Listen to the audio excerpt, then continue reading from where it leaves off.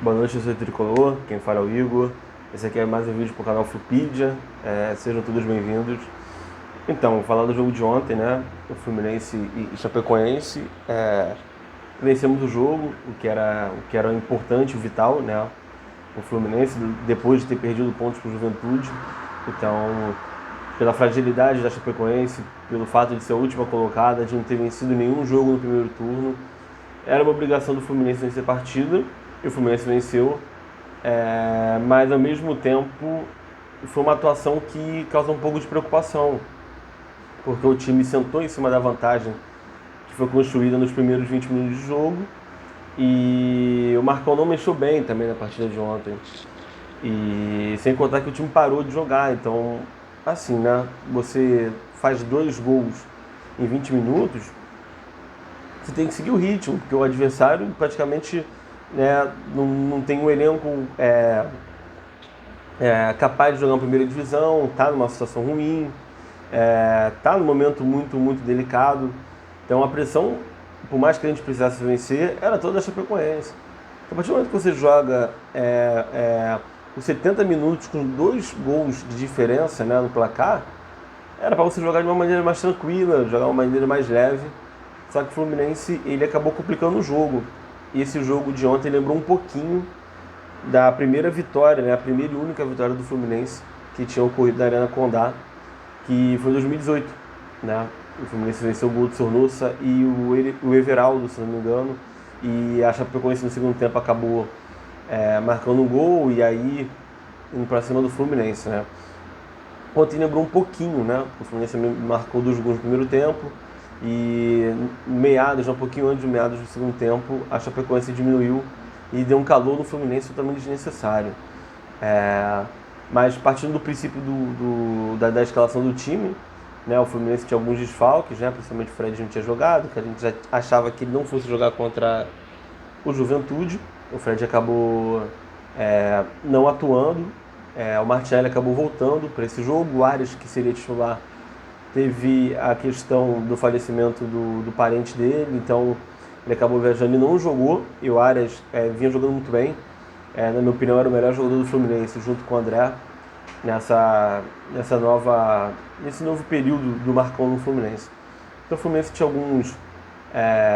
O Egídio também não jogou, então o Fluminense praticamente jogou com quase meio time titular, né, na partida de ontem.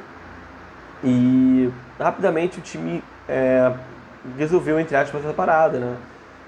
Aos 9 minutos vai ter uma jogada que o Luiz Henrique vai carregar a bola, vai tabelar com o Samuel Xavier. Samuel Xavier cruza essa bola, que teoricamente vai em vão, ela não encontra ninguém dentro da área. O André acaba brigando com 2 defensores da Chapecoense. O Luiz Henrique acaba tocando a bola para o Bobadilha. O Bobadilha estava muito bem posicionado, né, e finaliza também muito bem, né, sem chances para o goleiro. E já era um momento muito bom você fazer um gol cedo, né, e essa é uma diferença grande do Fluminense do Marcão com o Fluminense do Roger. É uma diferença de Fluminense ser um time que, né, faz mais gols na primeira etapa, né, um time um pouco mais equilibrado, não depende só do segundo tempo, era muito visível, principalmente no começo, né, da era Roger. Você via que o Fluminense tinha uma dificuldade imensa de fazer gol no primeiro tempo, ele meio que estudava o adversário na primeira etapa, e no segundo tempo o Fluminense soltava um pouco mais, né. Ontem o time acabou marcando primeiro e logo em seguida o Luiz Henrique vai aproveitar o cruzamento do Danilo Barcelos e vai fazer um belo gol de cabeça, né, no primeiro pau. Uma jogada que parecia ser treinada, né, bastante interessante. O Danilo Barcelos pegou muito bem na bola e é mais uma vitória do Fluminense no Brasileiro, que o Barcelos participa de um gol, né? Então isso também fica um pouco claro, não que, né, ele tem que ser titular, né? A gente já tem essa questão do Egídio, essa questão do Barcelos, que a gente já reclama bastante, mas pelo menos no Campeonato Brasileiro, né, nas 6 vitórias do Fluminense, na maioria o Barcelos participou dos gols.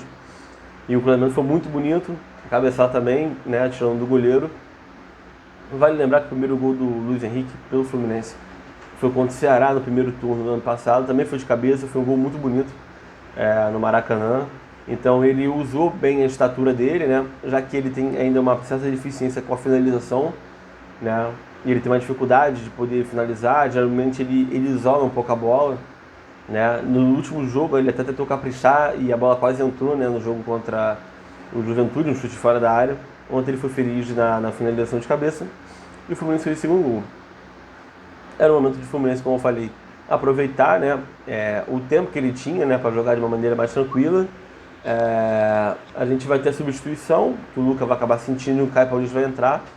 O Caio visivelmente estava sem ritmo de jogo, mas conseguiu fazer até algumas jogadas interessantes, né, com finta de corpo, usando algumas arrancadas, mas você vê que o Caio Paulista estava ainda, né, com essa questão do ritmo e é totalmente compreensível o Caio Paulista sentir, né, o ritmo de jogo. Ele, se não me engano, ele estava 11 partidas sem atuar, um mês e meio, então era muita coisa. E aos poucos ele vai se soltando, né, porque ele é um jogador que fisicamente é um jogador interessante, né, tanto em questão de estatura como em questão de arranque, velocidade. É um ponta que teoricamente é um ponta moderno. O Fluminense não foi aproveitando, a Chapecoense foi começando a ter um pouco mais de espaço. O Fluminense, até na marcação, você vê que os jogadores não estavam tão voluntariosos assim. E a Chapecoense chegava. 6 minutos depois do segundo gol, se não me engano, 22, 23. O Bruninho vai ficar cara a cara, né? Ele vai ter uma tabela com o Samuel Ramon. E o Marcos Felipe vai fazer uma boa defesa, ele vai sair muito bem. E vai fazer uma boa defesa. Aos 34, o Alan Santos vai cabecear. Uma jogada de escanteio que é muito parecida, né, com o segundo gol do Fluminense. O Alan Santos vai cabecear no primeiro pau. O Marcos Felipe vai fazer uma grande defesa, né, evitando o gol. E você acha que a coisa que fizesse um gol ali naquele momento, aos 36, né, um pouco antes do primeiro tempo terminar, seria ruim para o Fluminense, né? A pressão da Chapecoense seria ainda maior, nos vestiários eles poderiam tentar reverter ainda com uma diferença de um gol, com uma facilidade. E o primeiro tempo, o Martinelli teve uma oportunidade no primeiro tempo, né, que foi um bate-rebate, ele acabou chutando de esquerda, a bola foi para fora, passou raspando na trave e foi a última chance que o Fluminense teve, né, no primeiro tempo. No intervalo, não vai ter mudança no time do Fluminense, né? Mas o time vai continuar dando espaço para o time da Chapecoense. E a Chapecoense vai diminuir, né, mais um cruzamento na área do Fluminense. O Fluminense vem sofrendo com essas jogadas, né, com esses cruzamentos. E o Perrotti acabou fazendo gol, né, descontando. Era um gol muito cedo ainda, né, 15 de segundo tempo. A Chapecoense também já tinha colocado vários jogadores, né, no início do segundo tempo para poder entrar, poder mudar o estilo de jogo do time. E o Perrotti foi contemplado com gol. Foi mais uma pressão absurda. No time, você via que os jogadores, principalmente no meio de campo, não estavam rendendo, tirando o André, no caso, né? O Martinelli, ele não vem jogando bem. Ele até teve uma semana praticamente para poder descansar e ele acabou não aproveitando. O próprio Iago, ele não fez uma partida muito boa. Ele estava muito afastado e sumido de campo, então isso também não ajudou. Já o Bobadilla, no primeiro tempo, ele vinha fazendo a função de pivô muito bem. No segundo tempo, ele já não estava conseguindo mais prender a bola, porque o Fluminense se desfazia muito rápido da bola, né? E o Luiz Henrique acabou cansando. O time acabou também se desgastando, porque começou a correr, começou a marcar. No segundo tempo, com um pouco mais de atenção, depois da Chapecoense. A única chance que o Fluminense vai ter no segundo tempo vai ser com um cruzamento na área do Danilo Barcelos, que o Bobadilla vai cabecear e a bola vai passar perto do gol também. O goleiro vai sair mal, o Keller, né? Ele vai sair mal e o Bobadilla quase vai fazer o gol de cabeça. E o Bobadilla vem merecendo, né? O Bobadilla vem merecendo essas oportunidades, merecendo mais tempo, né? Hoje parece que ele já passou o Abel no sentido de ser a segunda opção do Fluminense. Apesar que eu acho que o John Kennedy não é um jogador descartável, como eu acho que ele não deveria ter descido para o Sub-20, mas como ele não vem jogando também, é de se entender, de se compreender que ele precisa também de ritmo de jogo, porque ele teve toda essa questão do Covid, e eu acho que, né, é melhor ele também jogar na base do que ficar sendo colocado em campo pelos lados, né, pelo Marcão. O Roger fazia muito isso. Então, se a gente for pensar por esse lado, né, a gente lamenta porque é um talento sendo desperdiçado na base, mas ele precisa jogar, ele precisa ter ritmo de jogo. E aí o Marcão vai começar a fazer substituições. Ele vai tirar o Bobadilla colocar o Abel não vai conseguir fazer absolutamente nada no jogo, não vai conseguir colaborar nem em finalização, muito menos na marcação. O Nenê vai entrar em campo no lugar do Luiz Henrique. O Nenê vai ter uma oportunidade, né, de que ele vai bater de direita e vai bater em cima do goleiro. É uma oportunidade que o Fluminense vai desperdiçar. Também, eu até falei que a do Bobadilla foi a única, mas a do Nenê também, depois que ele acabou entrando. Só que aquilo, o time não conseguia nem prender a bola, né? A posse de bola do Fluminense, que era gigantesca no primeiro tempo, acabou sendo totalmente invertida para a Chapecoense. A Chapecoense terminou o jogo com mais posse de bola do que o Fluminense. E é um dos poucos jogos, provavelmente, que a Chapecoense terminou com mais posse do que o seu adversário, assim como mais finalizações. A Chapecoense passou no jogo a ter mais finalizações que o time do Fluminense. A Chapecoense também só vai ter mais uma oportunidade no segundo tempo, que vai ser um cruzamento, né? Num 3 contra 3. O Perrotti novamente vai chegar atrasado, e a bola vai para fora. Se ele chega um pouquinho antes, provavelmente a Chapecoense empataria o jogo. Fica a lição de que ontem não foi uma partida boa, né? A gente olhando no começo, a gente conseguia vislumbrar uma goleada do Fluminense, né? Porque tudo estava dando muito certo e a gente termina o jogo com essa pulga atrás da orelha, né? De que o time poderia focar mais no ataque, né? Ser um time mais letal, um time prendendo um pouco mais a bola, que a diferença técnica, né, e tática dos times é gritante.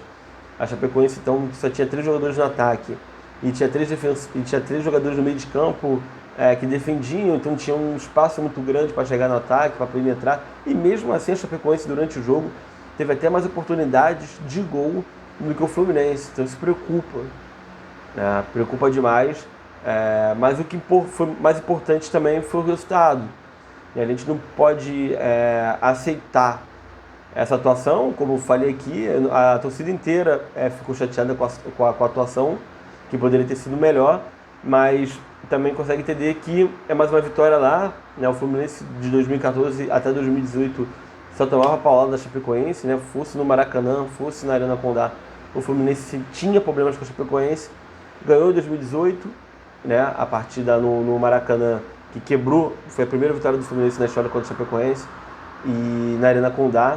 Em 2019 não venceu,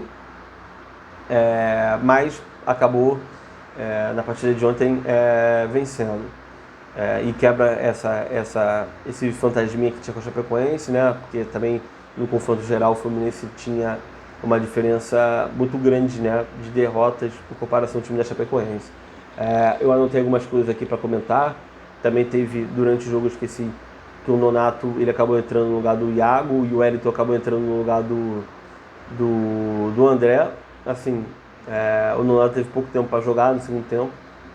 Eu acho que o Nonato poderia ter entrado antes, porque o Iago vinha fazendo uma partida muito apagada. E o Nonato, quando jogou, ele jogou muito bem. Então eu acho que o Marcão inverteu demais. Não era para o Nenê ter entrado tão cedo no campo, né? Mas foi a opção do Marcão, e nós achamos uma opção interessante, porque você também precisava de mais marcação, de mais mobilidade no meio de campo. E o Nenê entrou quando já estava 2-0.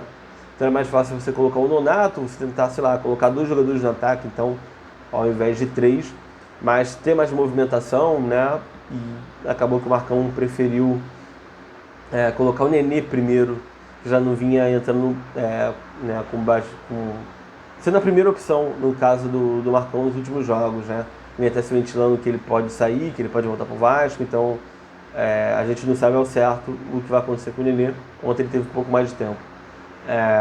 Eu anotei aqui, né, nós terminamos o primeiro turno, né, na 7ª colocação, apesar que tem times com jogos a menos, então o Atlético Goianiense, por exemplo, pode passar o Fluminense, mas já termina um pouco melhor do que quando o Marcão entrou. O Marcão entrou, o Fluminense era 14º, se não me engano, 15º.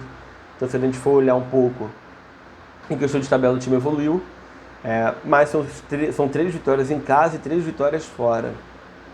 É uma campanha que não é muito legal. Eu fiz até um histórico ontem no Twitter, coloquei depois do jogo a pontuação que o Fluminense tinha quando terminou o primeiro turno com 20 times. A melhor pontuação do Fluminense, como eu anotei aqui, foi em 2012, quando ele foi campeão. Ele tinha 42 pontos, mas ele não terminou o primeiro turno líder. O Atlético Mineiro terminou com 43. E o Fluminense foi campeão naquele ano, mas não foi campeão do turno, o que até é mais engraçado. O Fluminense terminou 42. E a menor pontuação foi em 2009 com 15 pontos. Foi quando o Fluminense ele acabou tendo aquele slogan do time de guerreiros já no segundo turno. Então era uma pontuação, né? A pontuação de 2012 praticamente era tripla em comparação ao time de 2009. A pontuação atual é de 10 pontos a mais que o time de 2009. Em comparação ao time do ano passado, são 7 pontos a menos, né, com o time que o Odair tinha em mãos. Então, mostra que nós perdemos muito tempo com o Roger, mostra também que o Marcão, se você for pegar os 4 primeiros jogos do Marcão, depois que o Odair saiu ano passado, e pegar os jogos de agora, os 4 primeiros no Brasileiro, o Marcão conquistou 8 pontos. E no ano passado ele conquistou 4, né? O Fluminense, ele ano passado ganhou só do Flamengo, né? E empatou com o Vasco. Ele acabou perdendo para o São Paulo e para o Atlético Goianiense. Esse ano o Marcão já conseguiu vencer o Bahia e vencer a Chape. Acabou empatando com o Atlético Mineiro e com o Juventude, né? Teoricamente, ano passado os adversários eram mais complicados, os adversários de agora, mas fica essa amostra que ainda é pequena, mas interessante, porque o Fluminense precisa somar pontos, né? E com o tempo, né, eu acredito que com o tempo o Fluminense vai ter um ritmo, né, os jogadores possam ter um ritmo que o Marcão queira dar para o time. O Fluminense no passado demorou muito para pegar corpo com o Marcão. O Marcão, né, chegou a perder pontos, por exemplo, para o Curitiba no 3-3. O Fluminense deixou outros pontos no meio do caminho e só depois foi vencer o Bahia fora, empatou com o Atlético Mineiro em casa, mas jogando bem, venceu o Sport. Ele acabou tendo muitas vitórias no meio do caminho contra o Ceará, contra outros times, né, naquela reta final do Campeonato Brasileiro, contra o Fortaleza, que foi na última rodada. Quando empatou com o Santos, empatou de uma forma que o juiz acabou prejudicando o Fluminense naquela expulsão do Nino, e no ano seguinte saindo no gol do Santos. Então a gente consegue ver que na questão de pontuação o desempenho é bom. Em questão de desempenho em campo, né, foi uma partida com o Atlético Mineiro regular para boa. Contra o Bahia o time venceu, mas não jogou bem. No jogo contra o Juventude o time não venceu, mas acabou fazendo uma partida boa, né, em comparação ao jogo contra o Bahia. E ontem o time venceu e acabou não tendo uma boa apresentação. Então assim, né, a gente precisa ter um pouco mais de regularidade, porque o Fluminense ele pode muito mais do que ele vem mostrando, mesmo com os desfalques, né, contra o São Paulo no domingo. A gente provavelmente deve ter o Arias de volta, o Fred de volta, o Egídio de volta. Então, né, o time acaba tendo um pouco mais de corpo. A ver a situação do Luca, né, se o Luca vai ter condição de jogar ou não. Eu acredito que seja difícil pela forma como ele saiu de campo ontem. Então resta saber o que vai passar na mente do Marcão agora, né? Se ele vai deixar o Luiz Henrique depois do jogo de ontem. O Luiz Henrique fez um bom jogo, foi um dos melhores em campo, né? Vai deixar o Arias, que o Arias é titular, então o Arias teoricamente é o titular. Volta o Caio Paulista, ou ele deixa o Caio Paulista entrando no segundo tempo novamente. A gente precisa saber também o que o Marcão vai bolar para esse jogo. O São Paulo já vem de quase uma semana sem atuar, vai praticamente jogar contra o Fluminense com quase 15 dias sem entrar em campo. Por um lado é bom para o São Paulo, que o São Paulo teve tempo para treinar, o Crespo teve tempo para treinar, e os jogadores também se recuperaram, porque o São Paulo tinha vários jogadores na DM, mas também perde um pouco de ritmo de estilo de jogo, né? Perde ritmo, mas a gente também tem que observar que quando nós pegamos o Corinthians no ano passado, né? O Corinthians tinha 2 semanas sem atuar e o Corinthians acabou metendo 5 no Fluminense. Então a gente precisa também ver essa questão de tempo, né? O Fluminense está um pouco mais arrumado agora, e o Fluminense também precisa quebrar um pouco, né, desse gelo no Ganha São Paulo, no Rio de Janeiro, desde 2017, né? Então vem tendo problemas com o São Paulo, né? A gente precisa voltar a vencer um time que o Fluminense tinha muita facilidade de vencer nos últimos anos em casa, tanto em casa como no Morumbi. O Fluminense também tirou pontos do São Paulo no Morumbi. Então, no domingo, vencendo o São Paulo, que é um time, né, que tem um elenco muito bom, que está na Copa do Brasil e pode ser um time que o Fluminense pode enfrentar numa semifinal, apesar que os dois saem em desvantagem no confronto de ida. Então o Fluminense ele Tem que aproveitar, um jogo bom, um jogo interessante, vai ser no Maracanã, né, 8h30, então já não vai ter aquele tempo ruim, o gramado melhorou, nós vamos ter um time um pouco mais encorpado, então a gente precisa vencer o São Paulo, né? Vencer e convencer é o mais interessante, né? Porque o segundo turno está aí, são vários jogos ao mesmo tempo, a gente não pode ter tempo a perder. Se a gente for pegar também, a gente pode pegar como exemplo, né? Tirando os anos que o Fluminense foi campeão, que foi 2010 e 2012, as melhores campanhas foi em 2007 e eu anotei aqui, foi 2007, ele terminou com 26 pontos no primeiro turno, né, que é um ponto a mais que a pontuação atual, e 2011, que a pontuação é a mesma desse ano. Né? Em 2011, o Fluminense vai ser o campeão no segundo turno, mas no primeiro turno ele vai terminar com a mesma pontuação atual, sendo que o Fluminense vai perder 10 jogos no primeiro turno.